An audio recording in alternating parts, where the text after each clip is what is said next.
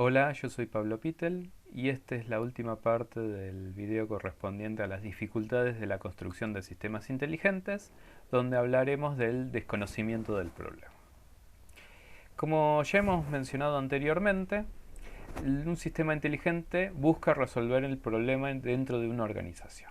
Entonces, para que ese sistema inteligente tenga calidad, debe cumplir el objetivo propuesto por la organización. O sea, tenemos que tener en cuenta cuáles son las expectativas que tiene la organización, cuáles son las características que tiene la organización y el problema, y obviamente los requerimientos, los deseos y necesidades de los stakeholders de la organización.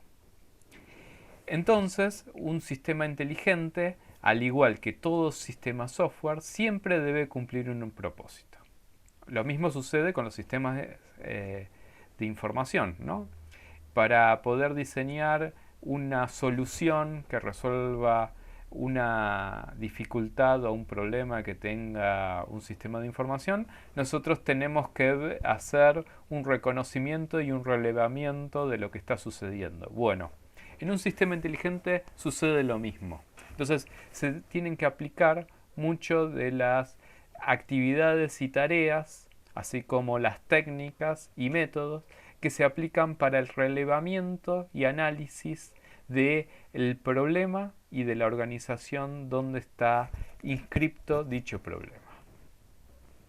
Si nosotros no realizamos una comprensión adecuada del objetivo, entonces nuestro sistema va a tener una mala calidad.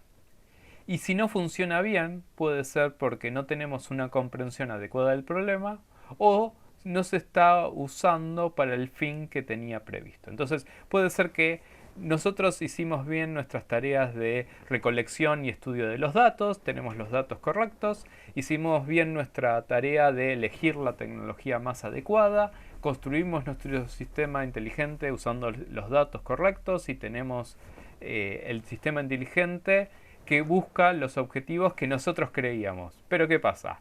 Si esos objetivos no eran los objetivos de la organización, todo lo que hicimos no sirve para nada.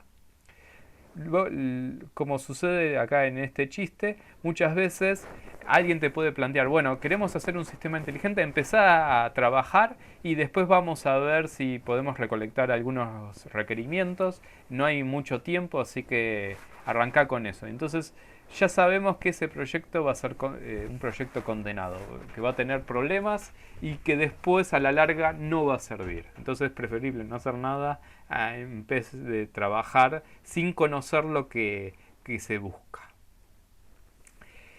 Y estas dificultades, no hacer un buen reconocimiento, análisis y relevamiento de los requerimientos, va a traer a la larga errores en los requerimientos.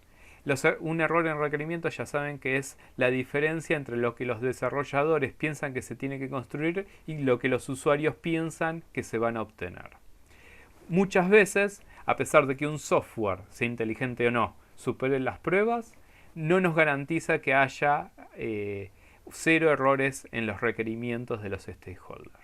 Entonces, ahí deberíamos hacer pruebas de aceptación, donde los stakeholders, los futuros usuarios del sistema, nos digan si satisfacen de verdad los deseos que uno tiene. Pero ¿qué pasa? Si yo ya llegué a la instancia de las pruebas de aceptación, ya invertí mucho tiempo y dinero en la construcción de un sistema erróneo. Y como ustedes ya saben, a medida que se detecta más tarde el error, más va a costar repararlo. Es más, muchas veces reparar el sistema en producción nos va a pasar como le pasa acá a esta persona que está sacando problemas de las vías del tren, que vamos a estar corriendo tratando de evitar que nuestro sistema se trabe o que los errores le lleguen a los usuarios. Y con un sistema inteligente esto se vuelve todavía más complicado porque el problema capaz que no lo entendemos de todo y no sabemos cuál es el resultado correcto que se tiene que definir. Estos errores entonces en los requerimientos pueden llevar a un fracaso del proyecto. Y acá hay un ejemplo bastante representativo que le pasó a la NASA, que en el año 99 mandaron una sonda a Marte para investigar las características que tenían de Marte, estaban tratando de encontrar si había agua. Y la idea es que esa sonda también sirva como una especie de relé para transmitir la información que iban a mandar otros equipos que iban a estar en la superficie. Pero ¿qué pasó? Cuando la sonda empezó a orbitar en Marte, a los pocos minutos se estrelló. ¿Y cuál fue el problema? El problema fue un error de requerimientos al momento de diseñar el tipo de medidas que iba a utilizar la sonda. El sistema de control de tierra usaba el sistema anglosajón de libras por segundo, pero la sonda usaba el sistema métrico decimal de newtons por segundo. Entonces cuando le llegaron a la sonda las órdenes en el sistema anglosajón, lo interpretó como si fuera sistema decimal y obviamente los valores no le sirvió y se estrelló.